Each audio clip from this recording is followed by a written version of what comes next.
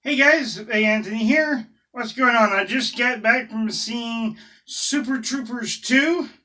I'm going to do my movie review on it. If you haven't seen it, go see it before you watch this because I will end up spoiling stuff for you. I don't want to do that. So let's get right into the movie. Well, this basically picks up right where the first one left off. If you remember, if you've actually seen the first one, they get fired from their jobs and they have to move out of Vermont. or no, well, actually, they're still living in Vermont, but they have to, leave their jobs and go somewhere else. And in this one, it picks up where the captain, he's retired, and then the rest of the guys, they are at a construction site doing construction now because they're, got fired from the Spurbury Police Department. Because if you remember the first one, they got to keep their jobs as Spurbury Police, and apparently they got fired from that. And then now, so they're doing the construction. And then the captain gets them all together secretly and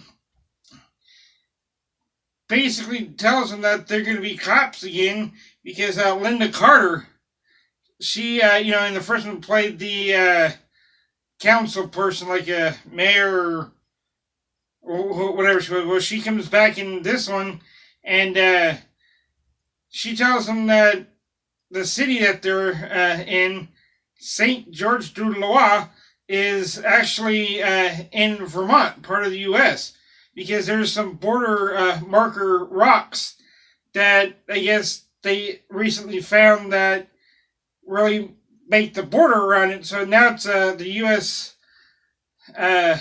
City.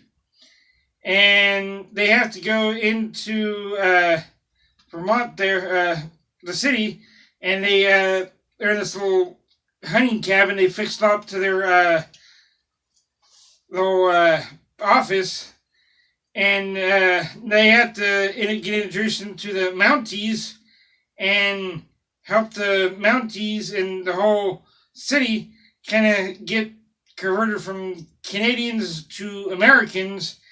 And the Mounties are going to be getting transferred to a different division in a different city. And so they come in and you see Rob Lowe. He, I guess, is a hockey player in this, and he gets them to try to, help them get acclimated to this.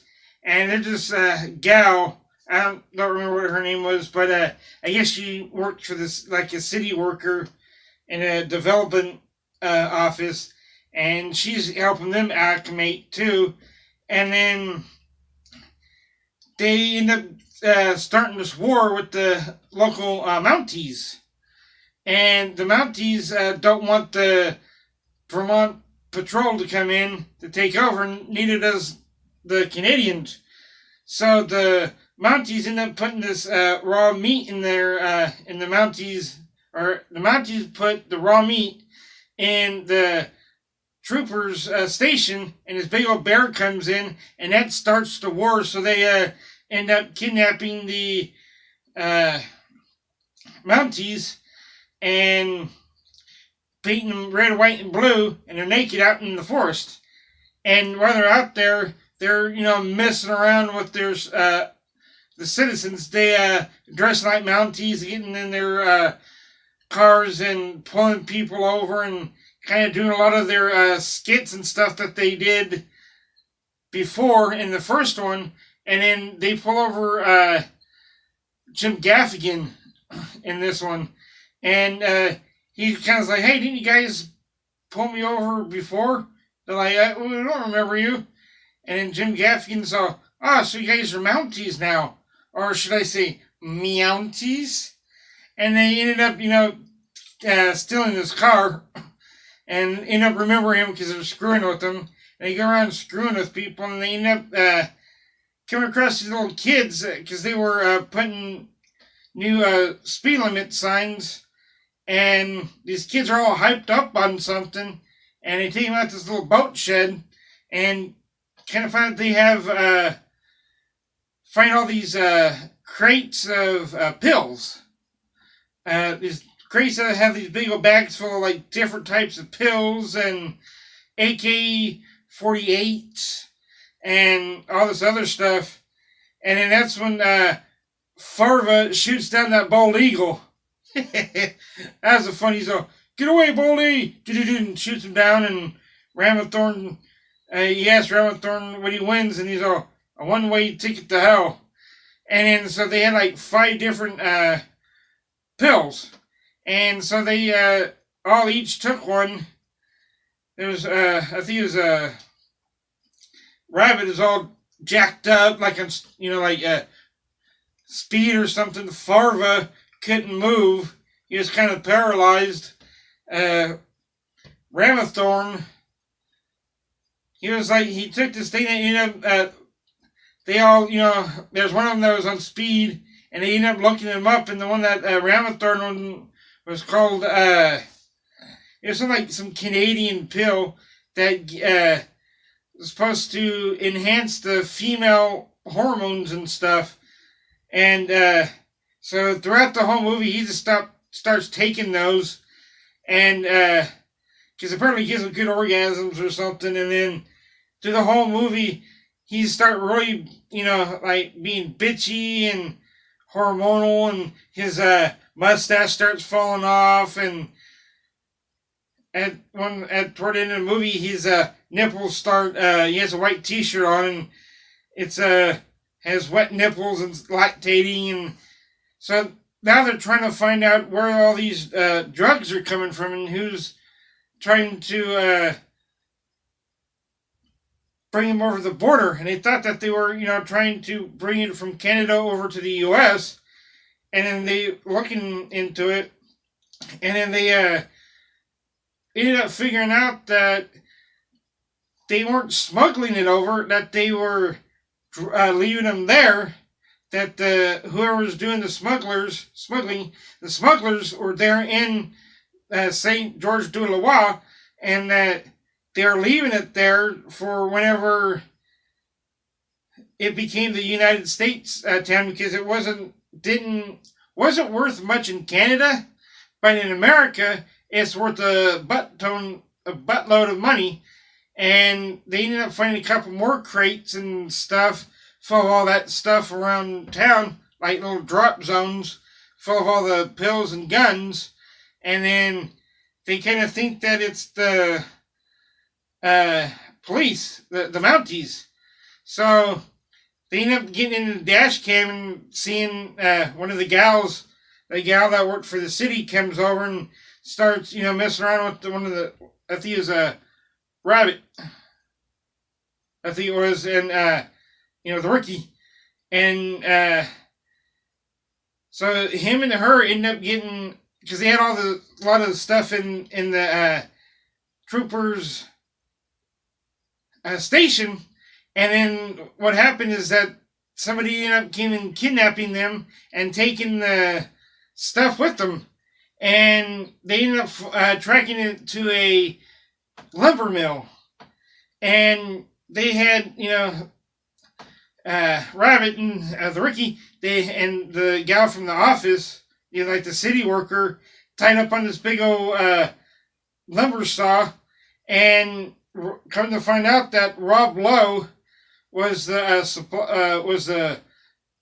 smuggler, and he had some friends with him, and the state, the Mounties were there, the state troopers were there, and they all thought they were doing it. Like you said, come to find out that it was Rob Lowe and his friends, and then the city worker that Rabbit was in love with ended up getting off him, because they both were chained to the saw, and she ended up, the twist was that she ended up being a part of the smugglers. And then, so, they all start fighting and stuff and beating each other up and shooting at each other. And then finally, when, the Rabbit, he finally, the gal turns off the saw and stops the saw from cutting him because it's almost right to his private parts. It's just a little probably about an inch or so from his private parts, and ended up cutting him, so he had to go to the hospital anyway. But she didn't even have a Canadian accent, and that she had an American accent, and she did work for the Canadian private police or something. Come to find out that she was undercover for the last 3 years trying to bust that smuggler ring and find out there's a supplier. And so they kind of screwed it up a little bit, but they did break up the smuggling ring. But since they can't find the smuggler, they can't really bring down the whole operation. So Linda Carter comes in, and she's like I said, and kind of find out at the end that the Mounties are going to get control back of the city, and I guess it's going to stay a Canadian city for now, indefinitely, and I guess until they get figured out what everything was going on, and the state troopers were supposed to, been there permanently, because she promised maybe if everything went well, they'd be there permanently, but now they're not. So they're, losing their jobs too, again. And throughout the whole movie, they kept referring to this Ben Savage, or the Savage incident. And then at the end of the movie, there's a little post-credit scene at the end that what happened was that when they were working for the Spurbury Police, I guess it's Ben Savage that played on The Wonder Years. No, not The Wonder Years. Boy Meets World. And, excuse me. And apparently he was doing some show for the Travel Channel, is for aliens or some weird thing where something about cops and aliens or something, and he was doing a ride along with them, so they got called out to get this cat out of the tree. So Savage goes up in the tree, and he gets the cat, and he falls out of the tree and lands on his feet out in the street. And this big old, it looked like the fire department, because they had called the fire department, they come get the cat out, and he ran right over and killed him. So that's why they got fired from the Spurbury Police. And so that's pretty much the whole movie, and there's a lot of funny their normal jokes that they have from like the last one. They get into one of the funny parts I thought was funny is that when they first got into the police station, they're doing all the wiring, and a couple of guys rewired the fuse box every time every time Farva, he is back on the radio again like he was in the first one. Every time he grabbed the mic to push the button to talk to the other cars, it shocked the hell out of him, and it was so funny. And so that's going to be pretty much it for the my movie review. I really enjoyed it. I think it's really funny. There's a tad bit of nudity in it, but not very much. A lot of adult humor, and a little cussing. So I think if you want to just have a good, fun laugh, I think go see this one. And it's just as funny as the first one. It's definitely worth watching. I'm definitely going to get it on DVD. And like I said, it's just as funny as the first one, if not a little bit funnier. So I suggest you go see it if you're into that kind of stuff. And like I said, that's going to do it for this video. I hope you enjoyed this video. If you did, go ahead, drop a like on this video. And while you're at it, go ahead and share it.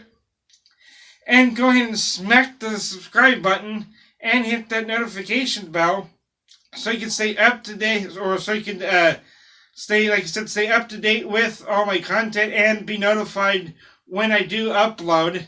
And go ahead and check out the rest of my content that I do have. The rest of my movie views, Loot Crate, and my comic book series that I am doing. So check that out. And until next video.